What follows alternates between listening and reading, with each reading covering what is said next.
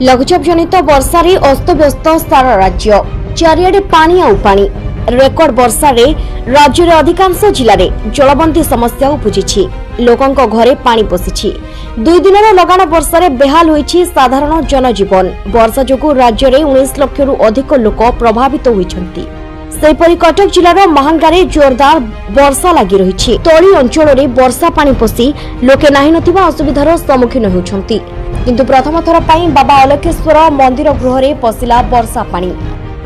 गोबरी नदीर पानी आसी मंदिर आखपाख अंचल रे पानी प्रवेश करुछि। पानी मंदिर भीतर को पसी अधा बुड़ाई देछि। हजार हजार भक्तों आस्था और विश्वास शक्तिपीठ बाबा अलकेश्वर जलमग्न हेबा घटना भक्तों भावावेग प्रति कुठाराघात करिछि।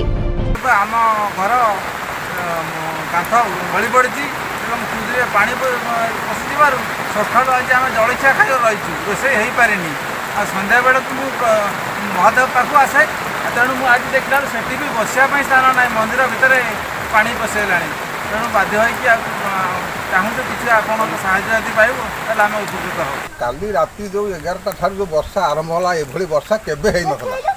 मो जानिया भितर प्राय 40 वर्ष भितर एभली वर्षा हेई हम घर भितर को जाकू भी पानी केते मुठिया आई देख पारंतु घर द्वार में सीधा केते पानी घर बाहर दांड पट बारी पट पूरा पानी देखो आम घर द्वार मुरे मुठिया आई द्वार भीतर केते पानी। तेणु शीघ्र युद्धकालीन भित्तिरे मंदिरर सबु समस्यार समाधान करबा पई स्थानीय लोके दाबी करिसेंति। सेहिपरि सेही ग्राम रास्ताघाट जलावर्ण होइछि।